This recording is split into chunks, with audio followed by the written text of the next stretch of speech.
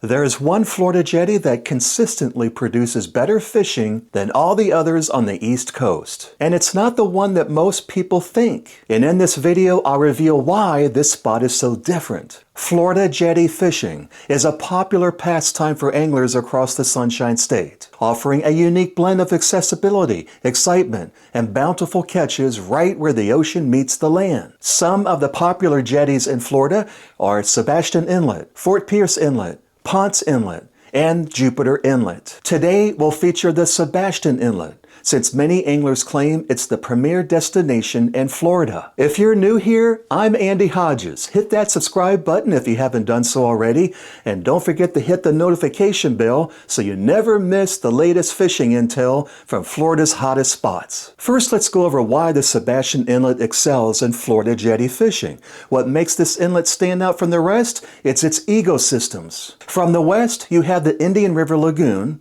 which meets the Atlantic Ocean to the east. These are nutrient-rich waters attracting bait fish like mullet, greenies, mohaira, and many more to lure predators. Additionally, this Florida inlet features two jetties instead of one, and they're both different. The rocky structures along the jetties provide ambush points, crevices, and drop-offs where fish hide and feed. Strong tidal currents create feeding frenzies, especially during the incoming or outgoing tides, amplifying this action. Anglers report consistent bites, with the North Jetty often hailed as the hot spot due to its proximity to deeper ocean. Boat traffic adds an element of strategy, yield to vessels navigating the channel, as currents can be treacherous. For land-based fishing, it's hard to beat. No boat needed. Just sturdy gear and a sense of adventure. They also offer a T-dock for pier fishing. The jetties at Sebastian Inlet support a diverse array of species, making it a year-round fishing destination. Here's a breakdown of top targets. Snook, the inlet's signature fish, known for their explosive fights and ambush tactics. They lurk around jetty rocks and pylons, especially at night and during the mullet runs. Sizes range from slots 28 to 32 inches to overslot monsters of 40 inches. Redfish. Schooling reds stack up along the jetties, particularly in the fall and winter. Look for red waters where their scales tint the surface. Tarpon. These migratory giants pass through in the spring and fall, with resident juveniles year-round.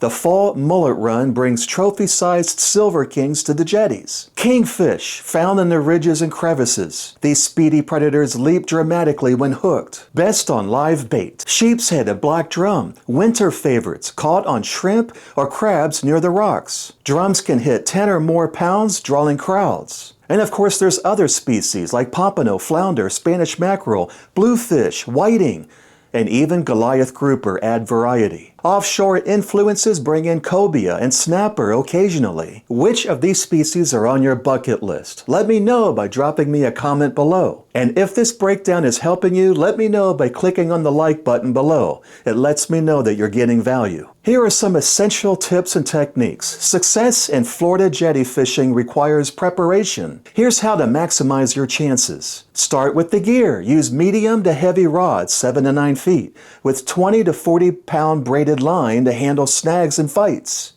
Pyramid sinkers, 3 ounces for bottom rigs. Florida carbon leaders, 20 to 80 pounds for toothy species. And lastly, you need a circle net. This will help you hoist up your catches onto the jetty from the water. Baits and lures, live shrimp, croakers, mohaira, sand fleas, are mullet for naturals. Artificials like scented shrimp or topwater plugs work for snook. For techniques, cast near structures, drift baits with tides. For snook, fish the ledges or under the bridge. Avoid bottom rigs on snaggy areas. And my pro tip, talk to locals. Watch for bait schools. Use a fish finder rig for drum. Catch sand fleas at low tide for pompano. For more detailed tackle recommendations and live fishing action, check out my latest videos linked in the description below. Now for regulations and conservation. Adhere to Florida Fish and Wildlife Conservation Commission rules. Saltwater licenses are required for ages 16 or older and under 65. The slot sizes for snook is 28 to 32 inches.